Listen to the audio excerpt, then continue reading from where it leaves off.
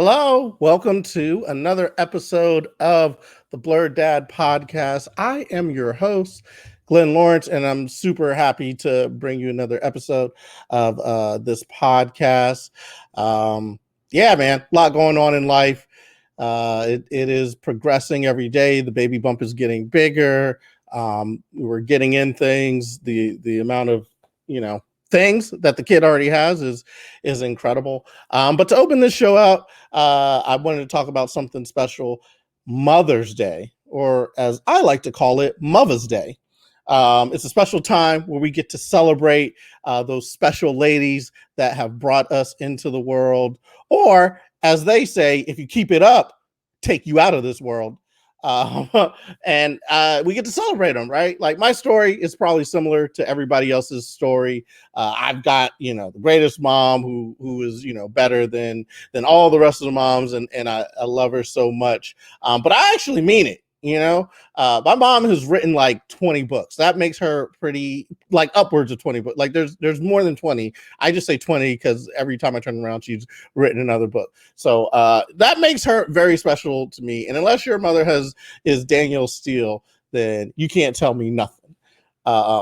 Surprisingly enough, she couldn't tell me nothing either. So there's that.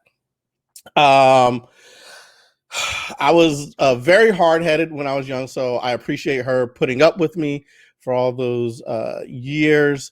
As you can see, nothing's changed. Still hard-headed, but despite that, she gave me a lot of care, a lot of care, along with the beautiful other mothers in my life, namely my grandmother and my aunt. They gave me a lot of love, so they are the reason why I'm here doing this podcast today. So blame them. No, they're the reason, because they gave me all this love and it gave me all this confidence to be able to do the things that I've done. And it's brought me to this point where I am right now, which is in my living room thinking about how I'm going to be a part of this upcoming Father's Day. So, all right, that's my little spiel to begin with.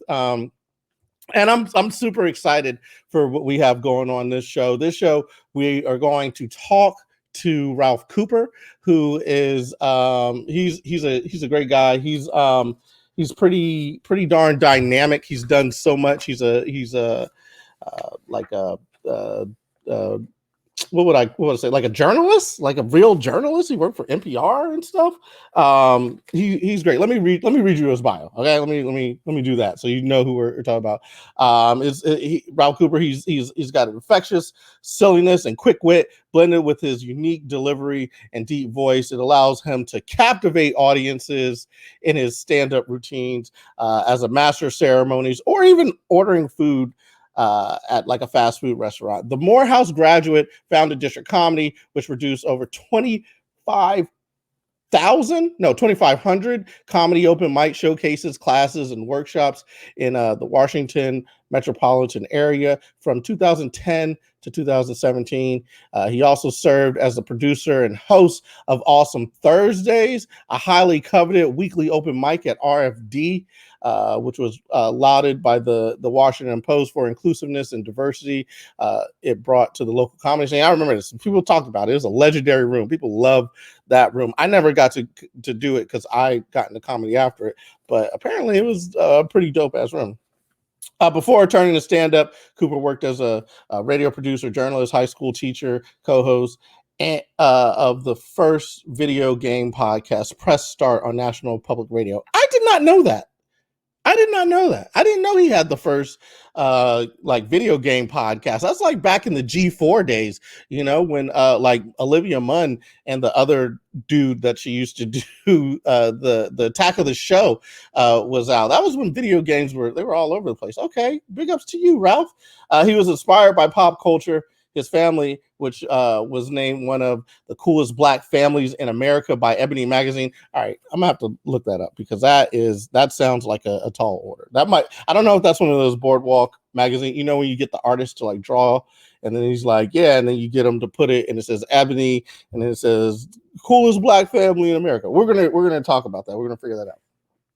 But yeah, coolest Black family in America, and the idiosyncrasies in life that often go unnoticed. That was part of that title. Ralph is a favorite at comedy clubs across the United States and Canada. Maybe he'll be able to get me into one of them. You know what I'm saying? We'll figure that out. He's been featured on Comedy Central, CBS, Sirius, XM Radio, 98 Rock, Washington City Paper, Afro American, Thrillist, and Stage Time Magazine. That's his bio. Guy's got an incredible bio. You may have noticed nowhere on the bio did it say timely, because he's late right now. So I would have to fill for some time as he's sauntering up. He had to get his setup all situated because he's out in the sticks apparently, and he's setting up like a tent to do this thing. I don't know. It's weird, but in the meantime, we could do what I wanted to do at the beginning of the show, which is talk about my mom and the book that she's written, which is a pretty amazing book. It's called Babies Raising Babies. That's the book, and it's pretty damn dynamic. I actually enjoyed it pretty much. It's about our life. It's about her growing up and being able to raise these young children as a baby herself and turn them into what you see before you or what you hear before you today. So that's pretty dope. And I gave her a call. She was braiding my grandmother's hair, so I got to talk to them at the same time. And it's just amazing to see these beautiful Black women who have raised me still love me after all these years. It's so crazy. No, but I called them. They're all happy about Mother's Day. And, you know, there it is. Before we get started, I am going to do a quick little shout out to They Made Me Wear It. You should check out theymademewearit.com. They are awesome, amazing dog stylists for the everyday paw rent. It's a husband and wife team on a mission to help dogs discover their fashionable side, whether it's an awesome Halloween costume, adorable dress, comfy jammies, or custom designer gowns. Your fur baby will love wearing the latest fashions. Also, when shopping their store, you're contributing to Hope for Paws, an animal rescue organization working tirelessly to rescue and save the lives of abandoned animals. What are you waiting for? Go check out theymademewearit.com, and you can use code word Blerd for 15% off of your entire purchase at the entire store, man. So that's it, man. That's it. We are now going to go into the interview portion of this because I'm super happy that he's got his tent set up, and we're ready to rock out and get some parenting advice. I'm very, very excited to hear what he's going to say. We always have great conversations, and I can't wait to share one with you. Let me welcome to the stage and the stream my good friend, Mr. Ralph Cooper. What do? What it do, man? You good? I'm good, man. I was telling the people. I hope I didn't blow your spot. I was telling you had to set up your tent before you got in here. No, that's facts. That's facts. In fact, I was. It's sad actually. I was.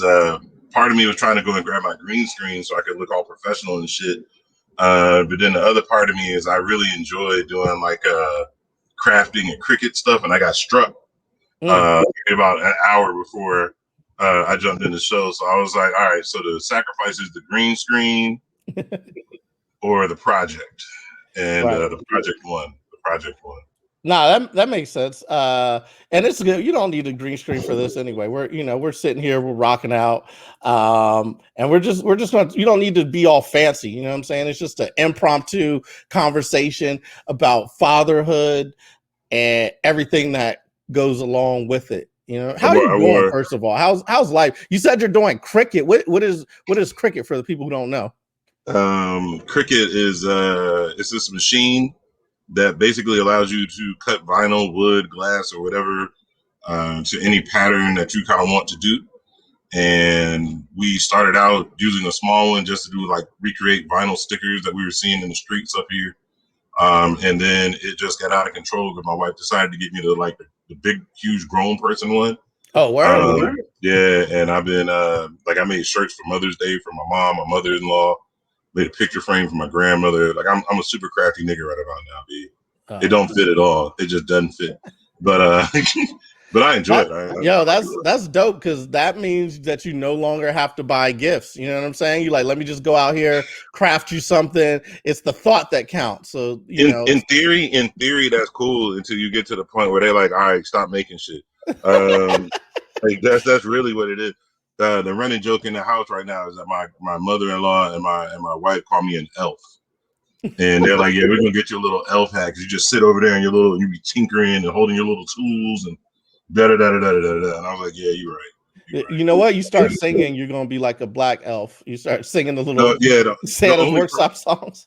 if there's an elf that sings Black Moon and Benny the Butcher, then I am that elf. I am the elf that's singing Redman lyrics while I'm picking out my lace from my paperwork. That is what I'm doing. So yeah, I'm that dude. I've just decided to accept it. I'm fine with it.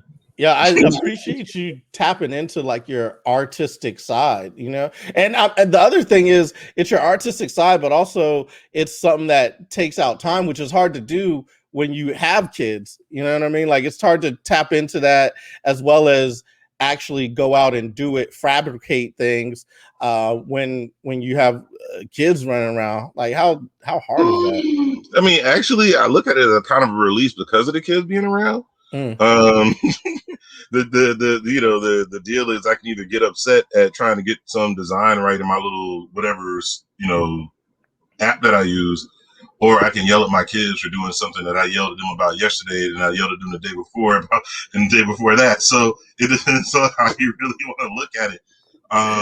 Kids are an interesting beast, man, and I love both of mine because more than likely they're gonna end up eavesdropping on whatever I'm saying. And my so kids are the kind of you gotta throw kids. that out there just to make sure Oh that they hear it. yeah, because they're real quick. That I walk in the house and they're like, "What you say about me?" Like, dude, if you don't get out my look, man. But they the quarantine, as I'm sure other parents are going through. We're a little bit closer to our kids than we might have been normal. And unfortunately, um, that results back in our day. That would be our parents telling us, stop jumping in grown folks' business. Mm, But like with the kids, grown folk business been their business for damn near 18 months straight. right. And it's a little hard for them to, and I'm not, making excuses. It's the truth. It's kind of hard for them to back down and be, 14 and 8 years old when they've been sitting around, hey, mommy, daddy, we watching that Red Man versus? Like, yeah, I got you. So, It's like life got real right in front of them, so you had to make a quick decision if you were going to be real with them. Because are any kids going to believe in Santa Claus right now? Like, how are you going to believe in Santa Claus when you got a pandemic going around? Like, that's not sanitary to have a dude going around dropping off Christmas presents. Like, that's definitely breaking quarantine rules, bro. And see, and my kids are at an age, especially my daughter, where she's starting to question history. So she's already figured out that the plague in England happened because people didn't wash, right? Mm, So she was like, "We're in a plague now. So how Santa Claus gonna visit me? I don't know if he washed. there You you know what go. happens when white people just show up on new shores and shit." She's like, "I don't want that dude bringing disease in my house." I was like, "You got to start watching those stories, that Mel Gibson Inca shit. Like, you got to leave it alone. Like, she's real." Yeah, it's real thug right now. That's how she's rolling. She Yeah. don't want nobody to come to the house unless she can sanitize you and wash your hands personally and check your nails and shit. She's real thug about it. I like it though. Just keeps it safe. She keeps it safe. She's like checking Keeps it safe. you. Oh yeah, nah, Yeah. man. She took to me about 2 weeks ago because you just saw me like I literally had to look at my nails because my daughter walked by me and was just like, "Daddy, you got to do better than that. You got corona in your nails." I was like, "Shit, I got shots. I got shots twice. Like, I already got shot." You don't know corona can rest in your nail dirt. You don't know. You don't know. It's like that's how they got the variants. That's where the variants came That's where from. it came from. Toe jam and nail jam. That's just exactly what happened. Instead of athlete foot, it ended up being a COVID variant. That's why daughter's take on it. That's hilarious. Yeah. Yeah. So how old are your kids right now? My daughter is 14. My son is just turned 9. All right. So His birthday was in February. you're like out of it so you haven't had the newborns for a while, right? So I'm guessing like it shifts the way you parent from the time they're like newborns and toddlers and prepubescent. Like now you're fully in the stride of puberty and whatnot, I'm sure. Man, everything you just said really depressed me, for the record. it just hurt. Like every time you said something, it's like, oh. Mm, mm, Let me see. Do we parent different? You parent differently as they get older because the needs change. mm. Um, I used to tell a joke on stage about the night that You um, do. that's funny. Facts. I used to tell a joke on stage about the first time my son started going to the bathroom by himself in the middle of the night. It was a big deal. And it wasn't a big deal that he was just going by himself. It was the fact that he was holding his own dick. That made all the difference in the world. Like, I mean, you don't understand. Like, there's nothing worse than like, a child getting up and, Daddy, I gotta go to the bathroom. Fine, I'll get up. And then he would stand there in front of the toilet, like, yo, so you not going for real? Bro, if you don't just drop your, oh no, I'm not. No, I don't care what your mother does. I'm not doing that, dude. Like, if you gonna call me in here at 3 a.m. and wake me up, you can hold it yourself. Like, not. And he would literally stand there. Like, there were times we had standoffs because I'm not reaching down to grab him. I'm not doing So that. he had to have somebody hold it for him to pee? Because I When would he was just really pee freely, even if it meant the whole bathroom gets wet up. I would just let it dangle. again, it's a generational thing. These guys are a little bit more coddled, and Is that what the problem with the kids is now? Like, but I they mean, need you to it's hold it for weird. them? I think they are a little bit more coddled, but I mean, it's a weird thing. Like, my wife and I both are considered to be rather aggressive people at times. Yeah. And when it comes to the kids, we both are lions protecting our cubs. So there's sometimes where she'll see me talking to the kids, she'll go, "Ah, don't you do that." And then she'll come around and I'll see her and I'm like, "Don't you do that." And then we'll both come up later. It was like, man, they fooled the shit out of us, didn't it? It's like, yeah. So wait, are they do they tag team? Do they Oh, get of you all together course. and like It's play what off each kids other? do. Yeah, man. It's what kids do. No question about that. I did the same with my sister. The only difference is me and my sister did that to people in spades. My kids are doing that to people in real life. It's not even a game anymore. It's just they, and it's cool actually because for a while, there was some weird sibling jealousy type things. But I tend to say because of the pandemic, the family came together really tight.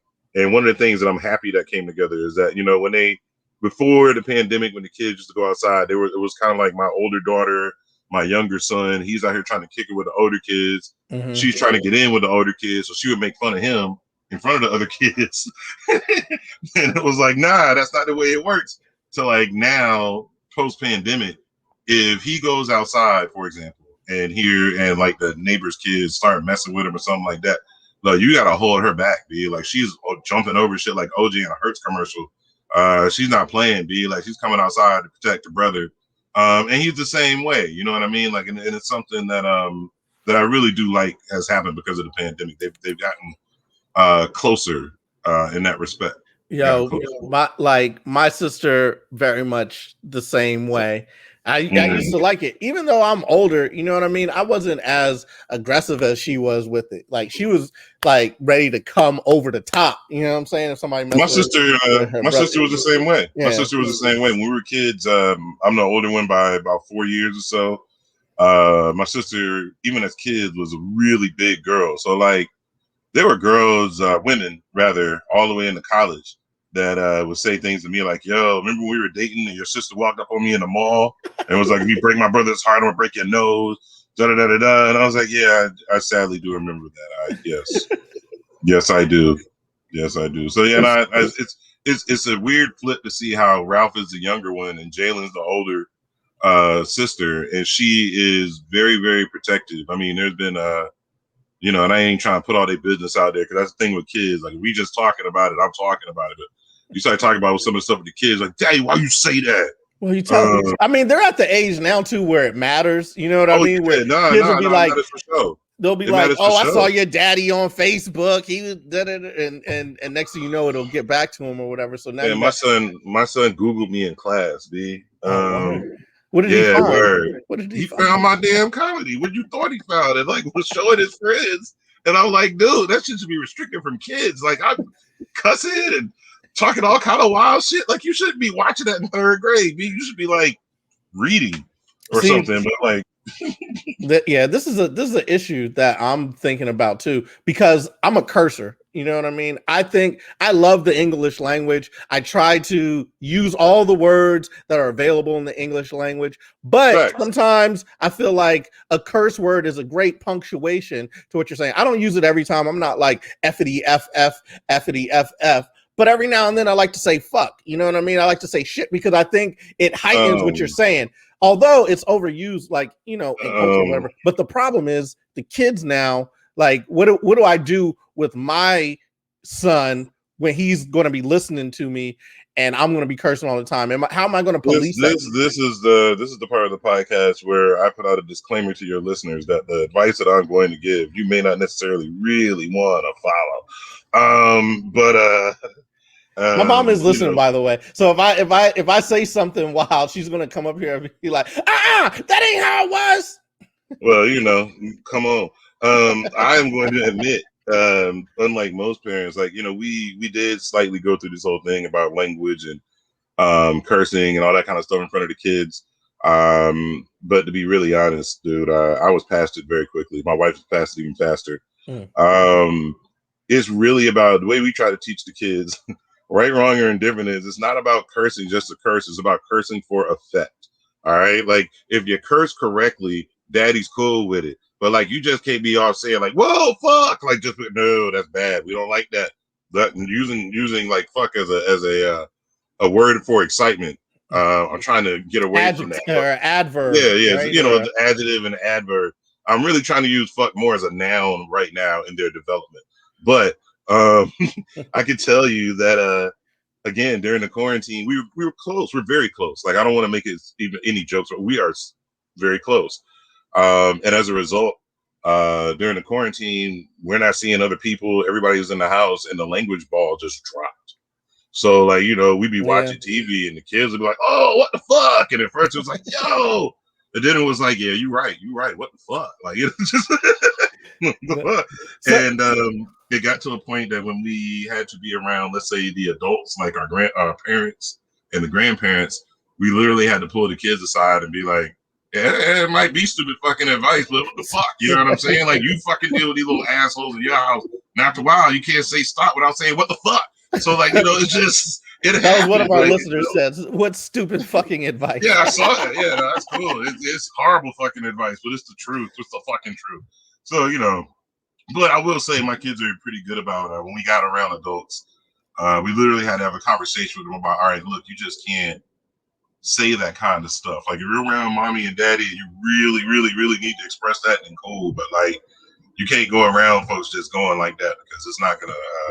They'll call them peoples on us because we So don't want that. so here's the thing. My mom, her rule was, and she'll obviously correct me if I'm wrong, because she's right here listening. She'll correct me if I'm wrong, but her rule was she didn't necessarily care about cursing, although she didn't really want you to do it. But what she cared more about was respect. And if you learn respect, then you don't curse around people you're not supposed to curse around. You know what I mean? And Yeah, otherwise, we had full access to the English language, or German if you're using the word fuck, because apparently it's Germanic. But true, true, we had full true. access to whatever we wanted to say, but we had to be respectful. And when you're being respectful, a lot of times you're not going to use curse words. So I thought that was a good way No, to that's go an about it. excellent rule. That's an excellent rule. What ours, I mean, for the most part, is more like threats of death. Don't use it around the wrong people, or I'll kill you. And they understand that. They work very well under threats of death. Threats of death work. It is crazy because like that's the worst part. The weirdest thing about all of it. Like I grew up in a heavy-handed house. Like my mom and dad, real quick to like 1-2 jab you. When you got too big, it was a broomstick or whatever the hell they could find. And my wife and I both have sworn like we've been pretty good about it. We don't physically discipline the kids. But on the same tip, verbally, oh yeah, I'll threaten the fuck out you. And for the most part, we've been lucky and fortunate that our kids are not really willing to test the rocket launcher. Like they don't really want to. They don't want to find out if some of the threats we give them are true. Mm. And that's worked out for us. I mean, it's been okay. And again, I can understand if they were like shoplifting and out gang banging out here in Somerset County, but they're not. They're generally they're really good kids. And also on the cursing, if you listen to the music that the kids listen to nowadays, Right. You have almost no choice. Like it's so bad. You almost have to curse to explain to them how fucking stupid the lyrics are. Like you really just. I mean, the stuff is so bad. There's one song. What's that joint? Leave me alone. Don't call my phone. Something. It's all auto tune, but it's this dude basically telling the girl, "Look, it's over with. You can't call me no more. I'm just too fly for you." And the dude looks like a wet Little Wayne. Like it's just the worst. A wet little. He is the worst. And then there's another one where the dude is like, what's he say? You need to let me hit it one more time before you get married. I know it's a night before you get married or something. I'm like, what the fuck? No. What the hell? No. Or my daughter has a song where the dude says, no, it's the Cardi joint. Tatted on my ass. I know I'm glad you came. The brother's so fine. If he had a twin, I let him run the train. And I was like, whoa. I don't care how fine the dude is. There's no train running. Okay? Like, I don't care if he's a triplet. There's no fucking way that you should ever, like, this is a clever line, yes, but it is not life advice. Okay? Like, don't run a train. Don't look up trains. But that's the thing is, it's like, all right, I don't want you to be cursing, but Daddy, can I run a train? He's like, you can't, none of it. None of it. It's all out the table. Hell no. No. I'm sorry. I said no. Hell no. Like you really have to understand that we are not the generation of kids that grew up now. Like, there are a lot of things that I can remember porn was on a blue film, and they called it blue film because it used to come in blue, cobalt blue VHS tapes, and that's how you knew the difference between the porn films and the regular, everyday films. Are you younger than me? Because I remember when porn first came out, it was on Betamax, so you had to get the special VCR to watch. Because some of my friends had it, but it's like the normal VCR was for watching the family movies, and you had to get the special VCR to watch. First of all, I think you know this about me, my friend, but I'm a military kid, and what I lacked in culture, I whooped ass in tech. So, like, yeah, we had a Betamax that I had just for my room. Where I was taping everything off the VCR and bringing it back to the damn room. I was a big nasty freak back in the day. Probably still am. Wait, you had special cuts? Oh, yeah. It wasn't good enough to just get the tape. You had to actually put together a highlight reel. No, B, I was a pause tape specialist. Are you kidding me? Oh, my God. I was horrible. I could do it with the analog. I could do it with the tape. Say word, yo. Yo, you ain't seen nothing until you saw my Asa Akira and my Midori series, son. The shit was real. Like, it was laid under some guy music. Groove me. It was on. Yeah. But like, you're hitting the transitions and everything. It's funny when you watch the old school porn, you're like, I can make this story better. And then you start cutting shit together. And they gave you so much material because back then tapes were hella long. And it was like, how long do we really have to watch you do this? Now it's all shrunken. That's the point. Like the kids now, the access to any of that stuff is way easier. It's so easier. Like it almost is disrespectful to freakiness. Because like we had to work to learn to be freaky, nasty dudes and women. You had to learn. You had to go and search that shit out. It wasn't just something that you could just put in a YouTube search or a Pornhub search and be like, oh, that's midget anal. No, you had to go look for it. You know what I'm saying? The other shit that was dope was back in the day, it used to be cinematic too. You know what I mean? Like they used to have fades and city skylines that go along with the story or whatever. And now everything's synthesized. It's just like, all right, nut on the face. That's right. That's the only that's thing we're showing in this one. Or the stories are so disgustingly bad that you can't get into it. Like I really have a whole issue with the entire like step porn category. Why is it so much? Why is it so much? There's so much like incestual, like are there that many dudes who really wanted to fuck like their stepsister or their real sister not. or their mom dudes that want their dad to go out of town so they can bang out their stepmother? Like for real? You know, like, son. I'm gonna Wait, kill everybody. wait. You know what's Real terrible about talk. it? When I watch it, I will just in my mind I'll say they're not really related, as opposed to just not watch watch it. I'll be like, I'm gonna watch the scene, and in my mind, I'm making up the story that they're not actually related. Like that's Every time I do that, I forget to mute it, and the girl will fuck up and say "daddy," and then the whole thing is ruined in the moment. It's just rap. yeah. It's like, ah, damn it, ah, Jesus, ah. I will say this: when I first found out that I was going to have a child, didn't know what the sex was. It Mm, definitely made me not want to masturbate until I found out what the sex was. I was just like, I'm wow, putting all that's this shit heavy. on hold until I find That's out. heavy. That's heavy. I didn't really go through that one. Nope, not at all. No, that didn't stop me. No, I was pretty pretty consistent. I think I think that there was a man. Every time I think about this too, there's a comic that I saw a long time ago. Um, and when his name comes to me again, I'll say it. But he has this whole joke where he talks about having two daughters, one's 19 and one's 21. And he takes them to Miami with his wife for a whole family trip. And then they go out to the beach and he's drinking, loses track of time. And then he, kind of turns around and he sees these two girls with big booties and he's drunk. So at first he's like, oh, they fine. And then he kind of like, does a yank, yank, yank, come back. Oh, shit, those are my kids. Like, ah. And he was like, in that moment, he realized that, They went from fine to mine, and it's like I well, can't do it. well, it's not only that, but he's like, if I see it, then that means there's other dudes out here who are probably just as nasty as I am that see it. And inevitably, there's nothing I can do about my daughter's catching a dick. And he was right. And like, I think about the times when I tried to stop my sister's flow in high school. Bad idea. There's nothing you can really do about it. Like, people are going to be people. You can't stop the young men from doing shit. You can't stop the young women from doing shit. The only thing you can really do is talk to them and hope that you give them enough advice, and that they listen to you, so that when those situations do happen, that they don't get hurt or pregnant or whatever other horrible thing VD they could get. But like, you can't. I know my parents, when I was a kid, tried to tell me stuff they thought I was going to encounter in the street. Not that I was really going to encounter in the streets, in the military, or in the suburbs, but they would tell me this shit all the time, because they wanted me to hear it from them versus hearing it from somebody stupid in the street. And a lot of stuff they told me, I didn't understand that they were geniuses, but You know what's wild? Back in the mm, day, you used to be able to, if your kid was coming home and they were in love, like, here, listen to this song, and you put on like a love song or something for him, and that it'll go through all the feelings or whatever. We don't have that anymore. There's just no love song we can turn to, because everything is just like, yeah, don't call me back after I hit it. And it's like, all right, that's right, not the advice.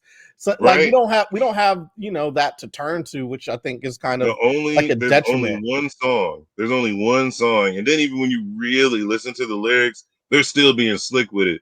But there's only one song right now that is almost sweet, and that's "Leave the Door Open," the Bruno Mars and Anderson .Paak. That's like Oh, the okay. only song that's kind of like, all right, that's some smooth shit.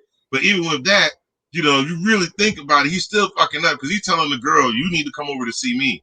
That's not the way it works in real life. But if that's the only complaint I can make about that song versus the other ones where the dude is like, I'm not the dude for life, I'm the dude for right now. I'm Mr. Let Me Hit It.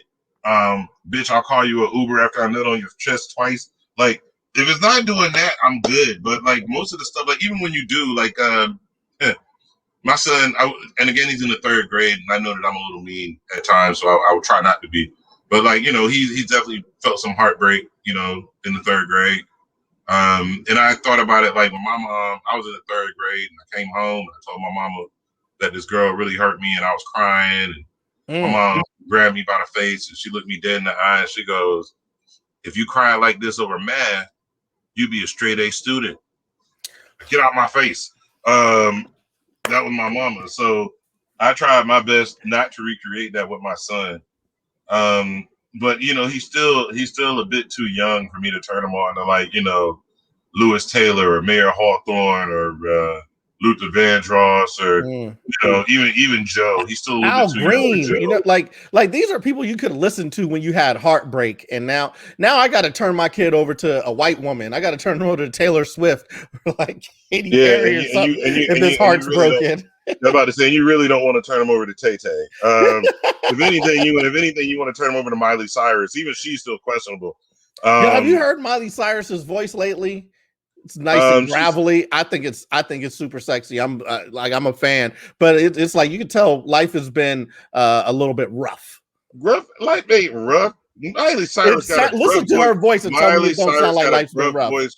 Miley Cyrus got a gruff voice from smoking Marlboro Lights and hitting blunts with ASAP Rocky. All right, like life ain't hard. She just smoking more and figured out, oh shit, that's how Janis Joplin sounded like this. I'm gonna do that. Yay, drugs. And I'm not mad at the chick. Like I seen her the other night with the weird little white boy singing on Saturday Night Live. I ain't mad at her. I see what she be doing, and I can't say she can't sing. I will say that. Like I can't totally hate on her. Like I don't think Taylor Swift can sing, but Miley can sing. Miley can sing circles around it, man. But, that comes from playing experimentally, playing different music for the kids when they was in the womb and seeing how they respond. You know what I'm saying? I had to respect the fact that my kids may not necessarily like all the music that I'm giving them. So I tried to mix it You up know, while they was in the womb. You know what I mean? that's what we were doing. We've been playing songs while they're in the womb right now, like just different things. And I've been trying to mix it up. I don't want it to just be all. What's the craziest music you found so far that the kid might respond to? I had there was like some Brazilian type thing that I was rocking to that was dope, but I've been playing a lot of different stuff. He responded really well to Prince and DMX. That's beautiful. That's So, beautiful. That's always a good sign. I feel like Foundation. that's a good sign. I think we played some Michael Jackson in there too. And then, we mixed it up. I forget. I have to get Steph to tell me what the weirdest one. But I did want to introduce him to a wide variety of different music and different things in the womb. I played a lot of Bruno Mars because I'm like, all right, he might be one of these. He's going to probably be a light bright. So I'm gonna let him. Give him the smooth shit early. Yeah, Give him get the Bruno shit. Mars in there. You gotta do that. Light skinned dude who can sing, he can write his own ticket. That's over with. That's over with. You know what I'm saying? The first 13 years or so will be hard, but then you start crooning and the game changes. Let me see. For us, I can tell you two things. Number one, babies like Biggie.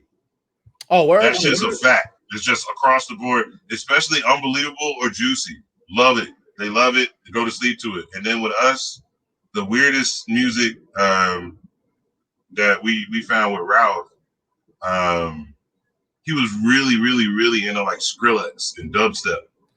Like he would go to sleep with Skrillex, especially in like that first couple months. We could put on Skrillex hella loud and close the door and then walk away, and he'd be knocked the fuck out. And it still be it would be hella loud. Yeah, I'm worried though. I'm worried I'm gonna play "Give Me the Loot" and then he gonna grow up and be a stick-up kid. You know what I'm saying? First of all, give me the loot. Give me the loot. Don't you besmirch the lessons of Biggie like that. All right, you need to explain to your kid that sometimes Daddy had to do things that he may not have been proud of. Listen to Biggie. All right, like when you're old enough, maybe one day we'll talk about the capers, but for the most part, just listen to Biggie and take the lessons from it. You know what I think? That's a great, what I think I'm gonna do? I'm gonna see which way they're going, you know what I'm saying? And then I'm gonna start infusing things into their life that go along with that. So if I notice that he's going the route of like, all right, he might be a stick-up kid, then I'm gonna bring in the Biggie, I'm gonna bring in the X, you know what I'm saying? Like I'm gonna just be like, listen to this, because this will teach you what you're doing and how to do it correctly. But if he's into the ladies, this is what happened to me. I listened to Too Short when I was younger, and that like turned me out. I found my dad's tapes, and he's like, "Oh, you wasn't supposed to hear these, but since you did." And then I was listening to Too Short, and then that changed my whole outlook on everything. It's like, oh, the freaky tales. I feel you on that. NWA did the same for me. I guess I am slightly older, but I remember my father was stationed in Korea at the time. And believe it or not, I was leaving my Boy Scout meeting, and a kid from school, that I knew, walked up on me, and he was like, "Yo, man, you need to take this, man. I know you like hip hop. This is just too much for me. It's too much for me." And I was like, it's too much for you. What is it? He was like, something called, I can't even say the name. It's NWA, something like that. And I was like, oh, okay, sure. And I take the tape. I took 2 steps. I remember putting in the Walkman. I took 2 steps, and the first song on the joint was Dope Man, Dope Man. I sat down. I sat at the bus stop for the next 2 hours and listened to that shit straight through. Like, if this is the future, we're all in trouble. And I never want to go to Compton. I don't know what it is, but I'm never going to Compton. Like, I'm never going to Compton. This is scary. I don't know what this is. In my They mind, seem really serious. Yeah, listen, when I hear you tell that story, I could just think of that scene of Requiem for a Dream. Like you hear it, and then your eyes get all big, and your face and it's just like this whole new world and shit. Yo, and then you rip off your Boy Scout patches and throw it down. It's all a lie. It's all a lie. This Boy Scout shit. These niggas ain't tell me what was real in these streets. Why you ain't tell you about the dope man, daddy? It was earth shattering. But on the same tip, I was and I see it, and again, you're gonna see this with your kid. The weird thing is, like, when you see your kid at a certain age, you actually see yourself. Like, it gets harder for me to yell at him the older he gets, because I see him doing the same dumb shit that I did at 8, 9, 10 years old. And it's weird because, like, right now, I promise you'll have a hard time remembering some of the dumb shit that you did when you were young. But, like, man, once the kid is born, it's amazing how that memory flashes back, bro. You remember all that dumb shit. Like, I find myself rather apologetic on the phone with my parents sometimes. Like, hey, I'm sorry I was an asshole when I was like 10 years old. I didn't really understand when you were telling me. Yeah, I can vividly remember you telling me, if I do this, this, and this, then this will happen. And at the time, I was just like, yeah, fuck my parents. I don't care. I'm going to play this ColecoVision because y'all is talking about it way too much right now. I don't even. You can go back and listen to this Run DMC because they're talking about Rockbox. You all are talking about shit that I don't even understand why you're saying this to me right now. I don't understand why. I feel like every person goes through the same cycle, whereas your parents are the greatest, and then they don't know shit, and then around the 25-ish or whatever, it's like, why? Like, they did know everything. Why didn't I listen to them sooner? And then you kind of do like a full circle. It's like a salmon. That's why salmon swim back upstream, because they're trying to get back to their parents and tell them, like, yo, I fucked up. Like, I should have listened earlier. Because they realize they're dumbasses. That's all it is to it. It's just like, if I swim upstream, maybe my parents get the point that I really do love them. And that's why salmon swim upstream, because they realize at a certain age they were fucking stupid. And I also would like to say that the circle doesn't come back around in your it doesn't come back around in your 20s at all. Because even if you fuck up and have a kid in that period, you still ain't paying attention. Like, you're still not. Everybody, in my opinion, is stupid until they're 30. All right? Like, you're just fucking dumb. Like, it's nothing personal. Just realize we're all stupid until we're 30. And it doesn't mean that 30 plus comes with brains. It does not. I think that the turn really came for me probably somewhere between 35 and 40.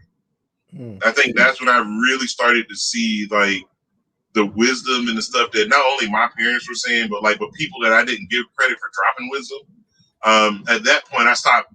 How do I say this? I stopped listening to where the advice came from and started listening to the advice, which is two different things. You know what I'm saying? Because people will tell you shit, and you be like, yeah, but that motherfucker said it, so fuck him. I'm not gonna listen. And then you'll see it. You know what I'm saying? You'll see something happen. You're like, damn, that dude damn sure said that was gonna happen. So now, you know, that's when that started happening. And then when I started having kids, in fact, my daughter is technically my stepdaughter, but I never call her that, and I don't even recognize it that way. I've been there since she was a baby, and she was the one that broke me. Like, she was the first one when we had a Father's Day. It was a Father's Day, and I came over to the crib to visit her mom, and I opened the door, and she's standing there with a little Happy Father's Day Daddy card, and I was every bit of broken 6'4", 240-pound man you will ever see. I was an ugly to your mom, bro. I was so broken. Oh my God, she thinks of me as dad. Look at that. At that point, you had just came over to smash, and then all of a sudden, seriously, like, changed up your whole demeanor. Right. I was gonna give her a copy of the B movie and lock her in the room, but no, she hits me with the the daddy card, and I found myself sitting there watching the Peanuts, snuggled up with my daughter, and I wouldn't trade it for the world. But you get to a point, man, where like you get broken. The kids break you, man, and the little boys do it in a little bit different of a fashion than the girls do it, but they break you. And it's a good thing. You need to be broken, in my opinion. You really get to a point where you're very cynical in life, and I think sometimes the older you get, without the influence of children around you, the more that cynicalness can harden. At least for me, I'll say that. I'll say it for me because my kids. Especially being like single out in the world, you know what I mean? You're out here dating or whatever. And I got to the point, it's like, okay, I'm just going to be the old uncle that nobody, that I just give stuff to the kids. I'm just cool hanging out with them, and telling them some crazy shit or whatever, giving them the first sip of beer, like all that stuff. Be that one who comes around. But I'm that cousin. I'm that cousin. Yeah, a exactly. couple of years ago, I'm the oldest cousin on both sides of my family, and a dear uncle died maybe about 6-7 years ago now, and one of my older cousins, my oldest female cousin, she's the only one that's older than me. She has a house, so we were all like, yeah, we're gonna meet up over at that house. We can smoke, drink, do whatever, blah blah blah blah. Just mourn together. Everybody's pretty much gone. So we were sitting out in our back porch. Not like it's a huge secret, but I'm a smoker.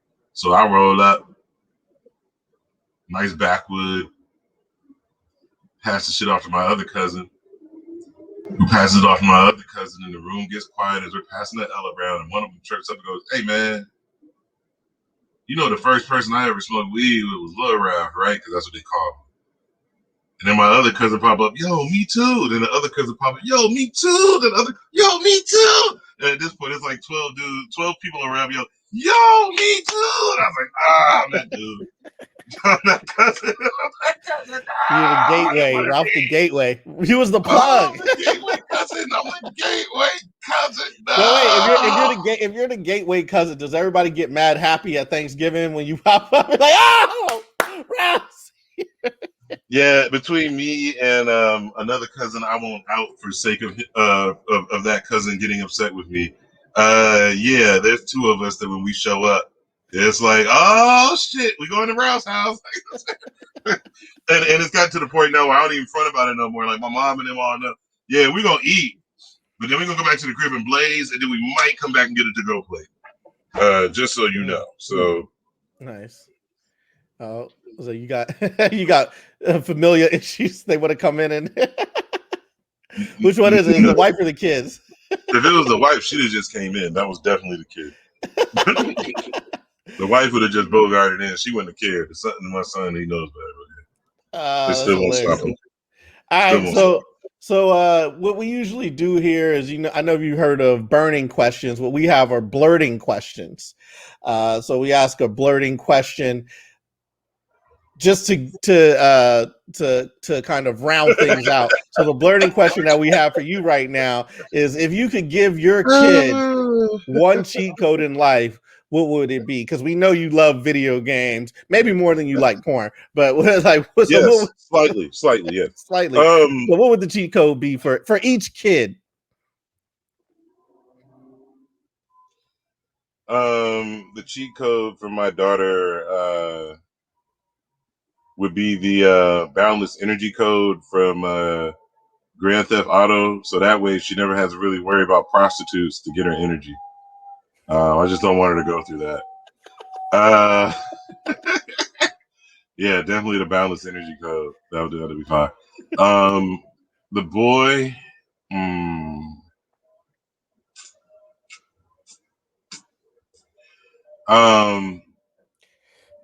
the boy, I give the unlimited life code from Super Mario Brothers. So that way he have 99 lives and he could do all the dumb shit that he wanted to without worrying about dying or getting in trouble, because I feel like as a young man, that's probably something that you really, really need. I don't. In fact, I'd probably give it to both of them the more I think about it, because they both do dumb shit. But, the reality is that even though you do something stupid, you might feel like, life is over with, but it's not. You know what I'm saying? It's endless. It keeps going. Yeah, So yeah, you give them room and grace to make mistakes and then come back yeah, from those yeah. things. I feel like that might be the hardest part of the parenting experience is being aware that they're not going to do everything perfect. They can't do everything perfect, even though you feel like you've given them all the tools to do something perfect, or you hope you have.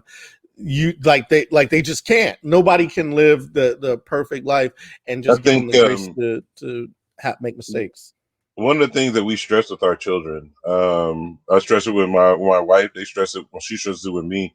Me and Daddy are not perfect people, and we don't want you to think that you need to grow up to be a perfect person. That when we were both coming up, our parents pressed us to, we definitely grew up under the idea of, you got to be better than 2 times better, 2 times smarter, 2 times faster, because you don't get any breaks. All that kind of stuff is the way we were brought up. Um, and we really try to stress to our kids, you got way more opportunities than we did or our parents did, growing up. So keep yourself as open as you possibly can. And the one thing they get, in fact, they hate me saying it because I just said it about 20 minutes ago. The easiest thing it is in life to do is to get angry. When you're in a situation, do everything you can not to get angry. Because, like, generally speaking, um, actions and thoughts made in anger normally don't work out well. That's true. That's when mistakes start happening. That's when they start piling up, Mm-hmm. start happening is when you allow the anger to get to you. That was one of the interesting things that I remember my mom telling me when I was younger. It's like you're mad now and you want to do something about it and you're upset with this person, but you just give it time, let it heal, and in the future you're not even going to care about what that person said or did or whatever, and it's not even going to be important. And I kind of took that with me or whatever, and it's helped me in so many situations to be like, is this important? Is this what we're going to be I upset feel like about? I feel like parents give that advice when you're young, but really, again, until you hit a certain age, you're like, man, fuck you. I just want to be mad. Like, why won't you let me be mad? And that's what I think I see with my kids, that they sometimes, and you forget that as a kid, that sometimes you really don't want the right explanation or the moral thing to do or the ethical thing to do. No, you want somebody to say, you're right. Go grab an egg and throw it at the dude's head. Like, that's just you as a child, as a person. And I think that's the hard thing sometimes to really work out. Because my kids are definitely, when they get angry, especially my daughter, man, you don't want to be on Jalen's bad side, man. When she's pissed, oh man, it's the worst. But like, you have to explain to her, like, you get angry and you do really dumb shit, and then you go and calm down, and a day or two later, you'll come back and be like, yeah, that was some really stupid. I'm sorry, I shouldn't have done that. Right. My bad. I don't know what I was on.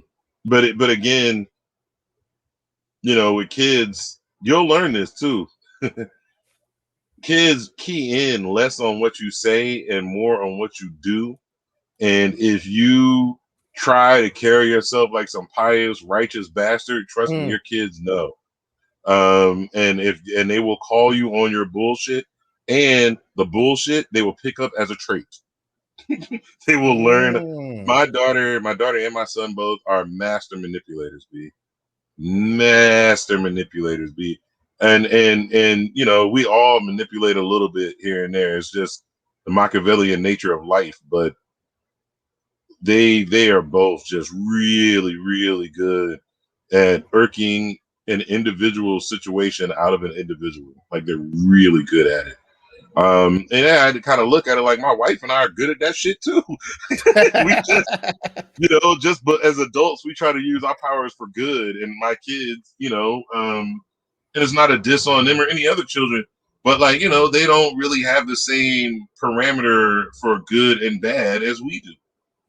And that's just the truth. Like, like, what's good and bad with them is, the difference between, having a Facebook account and sneaking one behind their back, sneaking one behind our back. We ain't even consciously thinking about that shit. Yeah, I mean, to me, I feel like it goes back to that whole thing about uh respect, and like the reasons why. It's not necessarily a what you do, it's the why you do it.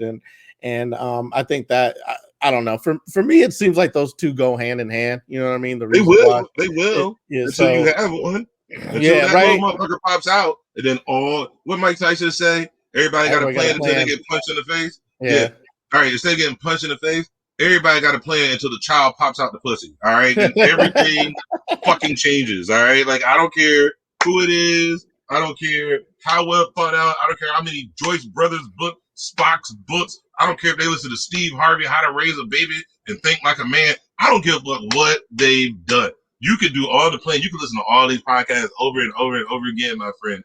I'm You can telling start you, your own podcast for advice and information. it ain't gonna Don't matter. Be matter. like it ain't gonna matter, man. The kids be kids. That's the fun and the scary thing about children.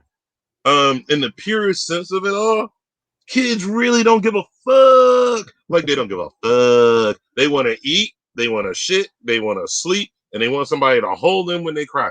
That's it. Other than that, they don't give a fuck about Republicans and Democrats. They don't give a fuck about diversity. They don't give a shit about black and white. They don't give a fuck about hip hop and rock. They don't give a fuck about Taylor Swift versus Miley Cyrus versus her. They don't give a fuck. Don't care. Feed me, hold me, change me. We're good. Let me sleep. That's it. As long as you can knock down them 4 tenants with a baby, you're good. But baby is not going to care that you got a Zoom meeting. Baby won't give a shit about your deadline. Baby does not care. Baby does not care at all. And I would definitely say for a new parent, that is the one thing you're going to have to get used to. Oh, and get over the fact of telling people that you got a baby. Baby is not an excuse. I hear people say that a lot, and it's not. It's a baby is a baby. You can't expect a baby to go in there and heat his own bottles up or to put the nipple pump up so he can suck a titty while, mommy is knocking something out. It's not going to happen. They're babies. Mm.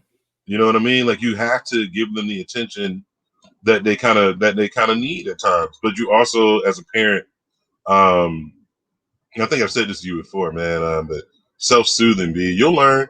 You got to let the kid learn to self-soothe. Like, yeah. And I will openly admit I fucked that up on my son so bad. Like it's just anytime I heard him cry, whimper, or whatever. How's that manifest now? Like, how's it manifest now when because How's you it didn't do as much how's it self-soothing when he was manifest? younger? You saw me look over there at the side of the tent. That little motherfucker walked right out here in his pajamas and a coat. That's how it manifests itself. Like I love him dearly, man. Did he stomp out there? Like, Daddy, you've been away Damn too near. long.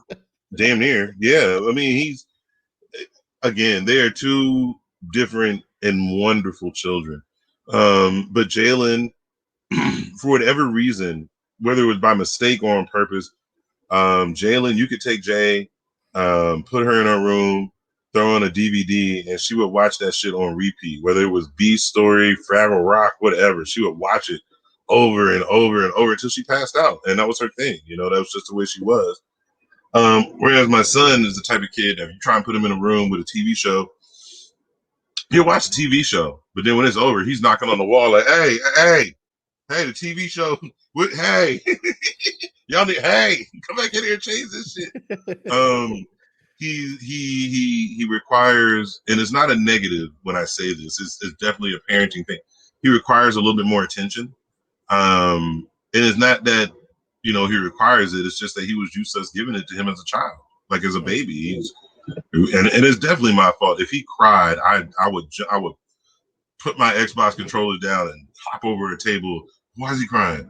And my wife would steadily be telling me like, yo, you need to stop doing that shit. And I'm like, but the baby's crying. And she's like, you need to stop doing that shit. All right. And by the time I really figured out what she meant and what she was saying, I had already set up a bad precedent. You know what I mean? Like, and it's one of those things that with a little work you can break out of it. But it's your first kid, man. It's the same mistake that every first parent has ever made. If you have a sibling and you feel like one of your siblings is spoiled and your parents leaned them a little bit more, I guarantee you it's because of the self-soothing shit when you were a kid. Like, like they were closer. And, the other siblings like, man, they ain't do all that shit when they were with me. And that's because you didn't need that shit. You didn't need it. I can't tell if it was me or my sister. I feel like she would say it was me, and I would say it was her. But it might have been me. It might have been. Yeah, I can see how it might have been me. I mean, I was the first. I was the first. You know what I'm saying? I was. I think my parents. I would hate to try and put them in the situation now to ask them which is the favorite child, because I feel as though that change that answer changed by decade. You know what I'm Right. saying? Like when we like when we were in our 20s, you ask them, they have one answer. You're in our 30s, you ask them, they have another answer. In the 40s, you ask My them, it's sister another answer. definitely said you. Yeah, I saw her pop in there. She even had the perfect face for that joint. Like Didn't it? Like, you, you know, it's it was. funny. Hasn't commented all show, but on that part, she's like, you were the spoiled You, one. That's they liked you, spoiled ass. I can't tell with my parents. Like when I thought for a while that I was a favorite. And then my sister pledged Delta, and for a while it was like I didn't exist. Uh, and then I had children, and it was like I existed only because I had children, not because they would call and be like, "Hey, Ralph," and I'd be like, "Hey, Mom." So I'll tell you about my day. Like, yeah, fuck that. How's the kids? yeah. Oh, yeah, the kids, they're here. Well, But that's the now other that I reason why moved, I they feel started. like they miss me. It's weird. Oh, It's sorry, weird. my bad. No, you're good. It's weird. It's weird. Now that I moved up to Jersey, they treat me a little bit like it's different. Like it's almost like they actually do miss me now. And it's probably because my sister's staying at home. So again, like it's a weird. They like me because I'm not in the house, which is Right. cool, and You're I'm fine close, with it. but not in the house. Yeah, I'm not in the house, and I said like I do all the stuff now that I'm sure infuriates my sister. Like I don't miss holidays. Like I make sure I send stuff for like Valentine's Day, Mother's Day, Mom's birthday, this, that, and the other. My sister's in the house, so she ain't doing all that. I already know she ain't doing all that. So she'll see the gifts coming like, damn it, Ralph, for real? Like for real, young, it was so much easier when you weren't sending the gifts. Why are you sending them now? Like just spite you. Just send cards addressed to her. Right, Like, right, yeah. right. Send cards with her name on it just for her to hit me up. Be like, why you keep doing that? I ain't even sending no cards. So we've had an amazing time with you, bro. Tell them where they can find you. Tell them about your new endeavor and where they can find you and get some of that dope merch that you're creating. Well, yeah, I like how you just put me out on the spot like that. First of all, I don't necessarily know that it is truly merch. All right, I just Ralph, I gave you the plug right there. That's where you oh just yeah. jump in and be like, yeah, absolutely. Just Oh yeah, so I'm making these really hot shirts that are super questionable trademark wise, and I'm probably gonna get sued with a you know lot of what? the Listen, designs you I know made. what? Here's the problem. I need to send you Biggie again because apparently you didn't listen to that at the right time. No, what was the 10 crack commandments? You ain't supposed to be telling the dirt you do. I mean, yo, I'm saying, man, like my wife would put it like, Ralph, when I need you to be the arrogant Morehouse nigga, I need you to be the arrogant Morehouse nigga. Yeah, but I'm Yeah. not good at that. I'm just not good at that. Unless I'm talking shit about Howard, then I'm excellent at it. But like, Well, um, pretend like the listeners are from Howard and sell them some shit. all right, well, all the Howard design shirts on the internet suck balls. And if you really want one that's gonna grip people's attention, holler at your boy on my Instagram account. I'll find you the design, bootleg that shit, and make you the hot shit. You know what I'm saying? And then I'll send it to you for a nominal fee. All right, after My we get goal, off here, look. My goal is to straight up get sued, B. Like I don't even think you understand, son. Like I was trying to get sued. Like I'm trying to find a hot designer shit, and then I just pull that shit down off the Google search, and then I try and make it myself, and boom, I'm getting sued. That's the whole goal. I'm getting sued. It'll be the name of my company eventually. Sue Me Enterprises. Get all sued. right. So go ahead and Google Sumi Enterprises. Not yet, not yet. That Right is now, you can just look up RC Pro 31 on Instagram, and yeah, that's me on Instagram. RC Pro 31. RC Word up. Pro Am 31 Yeah, on Instagram. yeah, All right. yeah. You can find me there. If the rest of you, I got a Patreon for those people who like to support broke people. And then I got an OnlyFans for those who want to, who want to support me. Support me. Yeah, Okay.